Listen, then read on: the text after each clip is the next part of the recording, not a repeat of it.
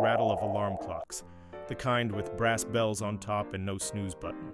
The sun is still low in the sky, the air is warm but not yet heavy with summer heat. Across America, percolators gurgle, frying pans sizzle, and the faint crackle of AM radio drifts from kitchen counters. On the front porch, the New York Times hits with a solid thud. The top headline, dated August 9, 1965, is still basking in the shadow of history. President signs Voting Rights Act. Passed just 4 days ago. In Washington, the ink is barely dry. President Lyndon B. Johnson's words from the signing still echo, "The vote is the most powerful instrument ever devised by man for breaking down injustice." Beneath the main headline, other stories grab attention. The Associated Press wires hum with updates from Vietnam.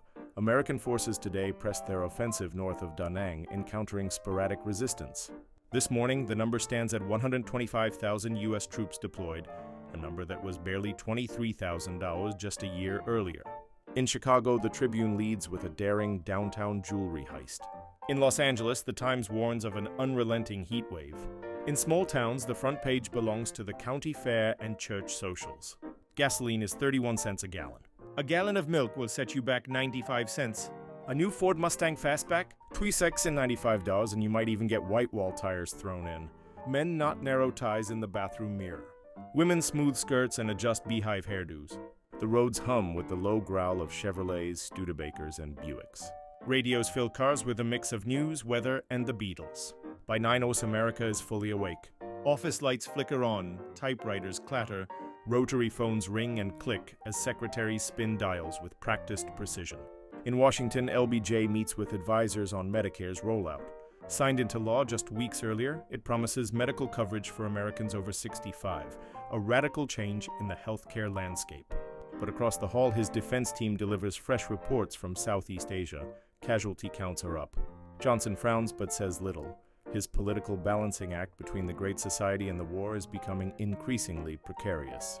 In Saigon, press briefings are blunt. One AP correspondent notes, American advisors are in the field, but so are more body bags. The Viet Cong show no sign of tiring. On Wall Street, the Dow Jones opens steady. General Motors reports a strong quarter, buoyed by sales of its Chevrolet Impala. In rural Kansas, though, the conversation isn't about stocks. It's about rain and whether the soybeans will hold through harvest. Mid-morning talk around the water cooler includes Saturday night's Ed Sullivan Show. Sonny and Cher performed their hit, I Got You Babe, in matching outfits.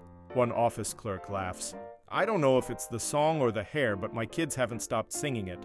The lunch rush paints a familiar picture. Downtown diners fill with men in short-sleeved dress shirts, sleeves rolled high.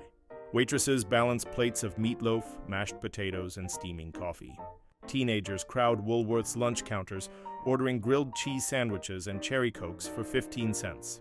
On jukeboxes across America, the Billboard Hot 100 for the week of August 9th blasts 1. I'm Henry VIII. I am Herman's Hermits. 2. I Can't Get No Satisfaction. The Rolling Stones. 3. Help! The Beatles. 4.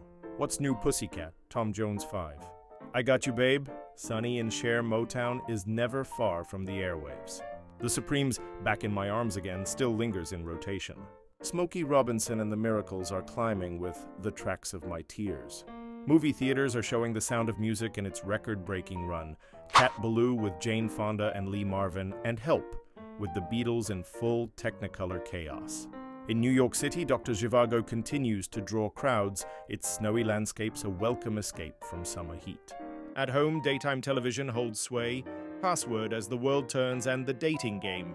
Soap operas rule the midday hours, their black and white melodrama pulling in millions of housewives. In sports, baseball's pennant races are tightening. The Minnesota Twins lead the American League with Harmon Killebrew's bat-driving runs. In the National League, the Los Angeles Dodgers rely heavily on Sandy Koufax, whose ERA is dazzling at 2.04. The day's box scores from August 8 still linger in conversation. Dodgers 3, Giants 1, Koufax with a complete game, striking out 9. Twins 6, Yankees 4, Killebrew with a 2-run homer in the 8th.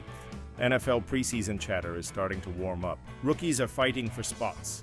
Veterans are shaking off the rust. Helmets are still simple, face masks thin, and the game is unapologetically physical. Muhammad Ali, it's still called Cassius Clay by some sports writers, is in the news for both his recent title defense and his outspoken opposition to the Vietnam War. High school football two-a-days are underway in small towns.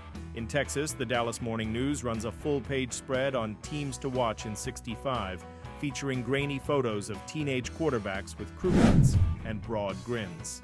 Evening means dinner, and in 1965 that could be a full roast chicken with potatoes and green beans, or a Swanson TV dinner slid into the oven.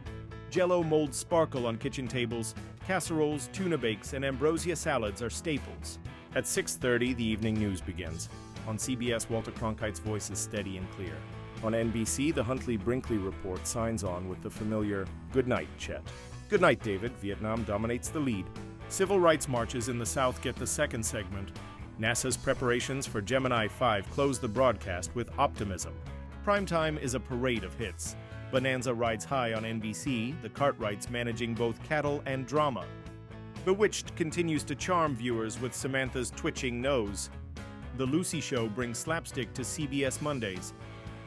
Gomer Pyle, USMC, offers military humor as a counterbalance to the real war on the news. Commercials pitch Chevrolet Impalas, Brill Cream, A Little Dabble Do Ya, and Marlboro cigarettes. One print ad in Life magazine boasts, "More doctors smoke Camels than any other cigarette."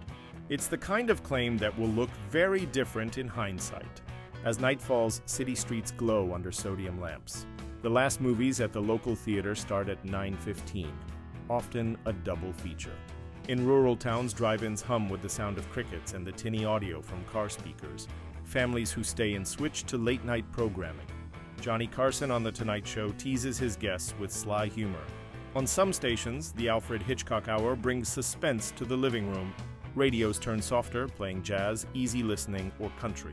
News stations offer the day's recap before signing off for the night, often with the national anthem and a shot of the flag waving in the breeze. August 9th, 1965 was an ordinary day in many ways.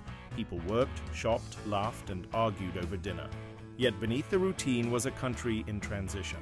Civil rights were advancing, though unevenly. The Vietnam War loomed larger each week.